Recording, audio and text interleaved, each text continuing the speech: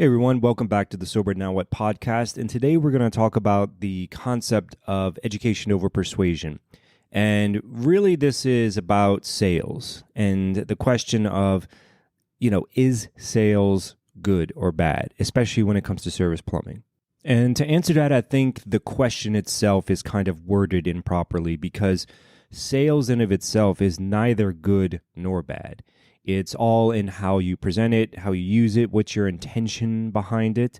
If you go into a customer's house and you're trying to scare them into purchasing a new water heater because it's 7 years old and it just went out of warranty last year, that's bad.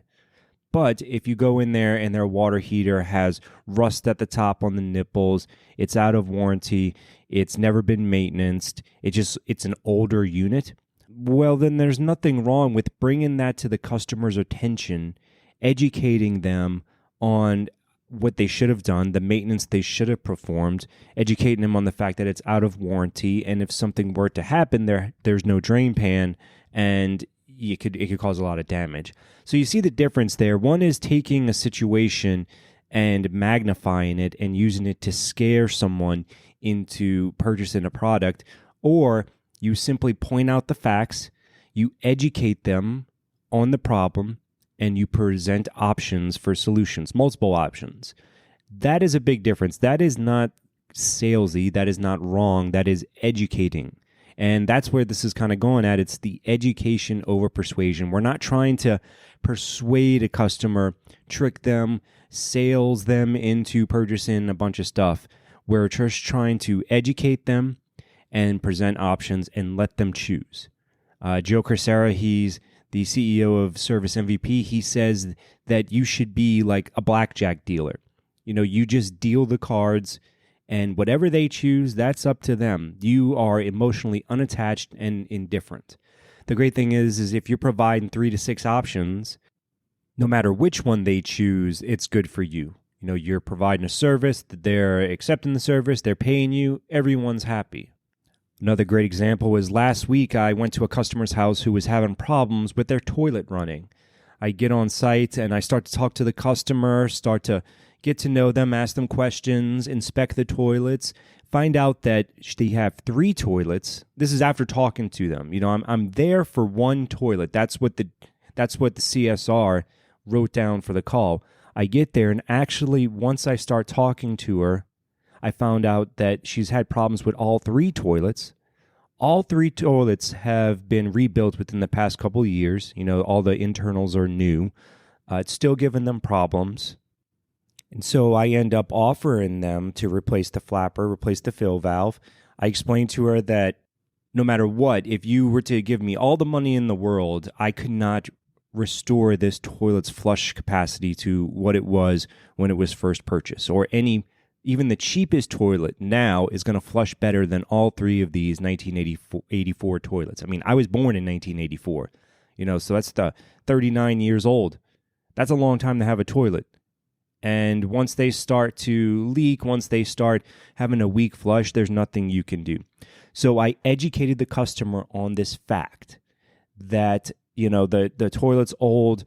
It really doesn't make much sense to put more money into it. You've already tried this path. You've already replaced the fill valve, the flush valve, all that stuff, and it's still giving you problems. So then I say, well, we offer 3 different, ranges of toilets, a good, better, best scenario. I give her the options. I show them to her. And you know what? If you want to do all 3 of them, I went ahead and gave them the price of the lower tier toilet. So they ended up saving about $100 per toilet if they went with all 3 of them. And the customer chose to replace all 3 of them, which in that case was absolutely the right decision if they are capable of replacing all 3. But what's important to note is that I didn't sell them on 3 new toilets. I didn't try and trick them or persuade them and tell them that if they don't replace the toilet, well, then the flush is weak and it's going to cause your line to back up because the toilet's collecting in the line. Yeah, you really should replace these. Or, those tend to leak. They'll flood your house. Next thing you know, you have restoration out here for 6 months. No, I didn't do any of that.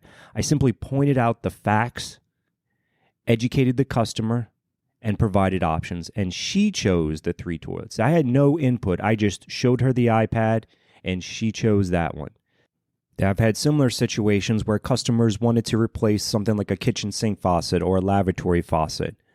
And so I used to do this. I used to tell the customer that the cheapest way is to just go ahead and purchase your own faucet, have me come back out, and I can install it. That's going to be the cheapest. And so when I first started, I wouldn't even give them the option to provide the faucet and replace it, because I think I'm doing good by them by not selling them something that seems high priced to me. I've since stopped doing that. I now always offer a good, better, best option, and I offer customer supplied. And I've surprised how many times the customer chooses to just have me provide it, despite the price. You got to understand that customers, for the most part, when something goes wrong, they are taken out of their life. Their life is good. They're on autopilot. They have a problem, a plumbing problem, and it kind of pulls them out of their normal life, and now they have this issue that they need to take care of. They don't like it. They don't want to do it. They're not happy, per se, about it. So when I get out there and I, checked their problems, and at the end, I end up giving them a homework assignment to go out, and now they have to pick a faucet out. They need to worry about the style, the finish, all of these variables that they might just not want to deal with. They have more important things going on in their life where they would rather just pay a professional to have it done for them. Comes with a warranty. They have nothing to worry about. They can continue their life as soon as possible. And it's been my experience that most customers nowadays understand the extra costs associated with it. And most people just don't want to deal with it. They called you out to deal with it. You're the professional, not them. They shouldn't be trying now to track down the appropriate faucet, unless they absolutely want to, and then they can. But we need to at least give them the option to have us provide it, no matter what the cost is. Because at the end of the day, the price is the price because of a reason. It's not because, hopefully, it's not because your company is trying to rip off the customer. There's a lot of costs associated with plumbing. And I know sometimes it's, even now, you don't think about it. The technician they don't know about the behind the scenes numbers, about the insurance and the 401ks and all of the expenses that come with running a business. So the price is the price because it's the price, not because the company hopefully is trying to rip anyone off. All right, so the number one thing to remember about this whole process is that the customer needs to trust you before they will accept your recommendations. You are a trusted advisor. That's the idea. You get there, you build a relationship, you build trust. Okay, so that when you're educating the customer, they trust that what you're telling them is true. They trust that you're not just feeding them, lines to sell them something. And so in my experience, one of the best ways to build trust with the customer is to listen to them, to ask questions, make eye contact when you're talking to them. Don't be distracted. Don't cut them off. Let them tell their side of the story. They want to feel heard. If they're telling you stuff like things about a faucet that you kind of already know because you've done this, hundreds of times or whatever, let them continue to talk. You don't need to cut them off. They feel like when they're explaining the problem from their perspective, they feel that it's necessary so that you can understand where they're coming from. And they're right. So build the relationship. It's all, if they don't trust you or if they get bad vibes, if you're walking through their house without booties on, parked on the wrong side of the street, you smell like cigarettes, they're probably going to be less likely to trust what you're saying and want to do business with you. But the thing to remember is the whole education over persuasion system doesn't really work if you're only giving them one option. It's crucial to be able to give them, at least 3, maybe more, especially if your company's offering maintenance programs or anything like that. But always try to do at least 3 options, even if you don't think they're going to pick the top option. I can't say how many times I've created options and thought the customer would never go for the top or the middle or whatever, and they surprise you. And they will They will go with the more premium options, some people. So don't make the decision for the customer. Don't take away their privilege of deciding for themselves what they want. They just need to know what they can choose from. And as service plumbers, it is our job to give them options and then be able to explain it to them in ways that they understand, answer their questions, and reassure them that they're making a great decision.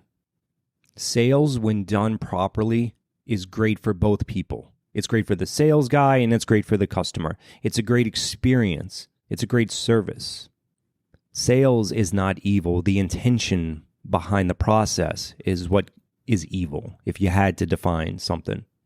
All right, to kind of sum it all up, we get there, we park on the right side of the street, we have gum, we wear booties. We call the customer by their first name, ask them questions, get to know the history of the house. How long have you lived here? Have you had any other plumbing issues? The history that they provide will give you an insight into the types of options that might fit their particular circumstance. We leave and create the options away from the customer. We don't give them prices on the fly because different options, different combinations, the prices are different. So we want to have our presentation ready to go and willing to answer any questions as they arise. And really the idea is before you present the options, that's when you educate the customer. You talk about the different types of toilets before you show them the different types of toilets. You talk and educate them about the different types of water filtration before you present them with the options for different water filtrations. And then once you're done, once you have answered all their questions, you step back and you let them make the decision. And whatever they choose, for one, it holds them accountable because they're the one that chose it. If you are just giving them one option, an ultimatum, and they reluctantly agree because it's either that or nothing, there's a higher chance for buyer's remorse afterwards. Whereas opposed to if you give them 3 to 6 options, they are educated, they ask their questions, they know the details and why each option is constructed the way that it is, and then they make that choice for that premium option, well, they just took responsibility for it. And so the likelihood of buyer's remorse is severely reduced. And if you ask me, this is one of the most important techniques to provide great service and to create an experience for the customer where they tell their friends about you, they call you back, and it's a pleasure to have you in their house. That's what we're going for. We're going for a great customer experience. You leave, they feel educated, they're confident in the choice that they made because they were educated, and they'll call you back next time. All right, well, that does it for today's episode. I would challenge you, if you're not doing it, to start thinking about 3 options for every call that you can give the customer. If a customer wants a fixture replaced, try and offer them a solution where you go purchase it, no matter what the price is. If you think it's ridiculous, okay, still offer it, and you may very well be surprised at what they choose. Garbage disposals is another one. I offer 4 different levels of garbage disposals, and like I said, you'd be surprised how many times they go for the premium or at least the mid-range. In fact, I used to offer only Badger 5s, and since I've offered 3 to 4 options, they hardly ever choose the Badger 5. Almost everyone wants at least the mid-grade. Joe Corsaro would say, be a window, not a door.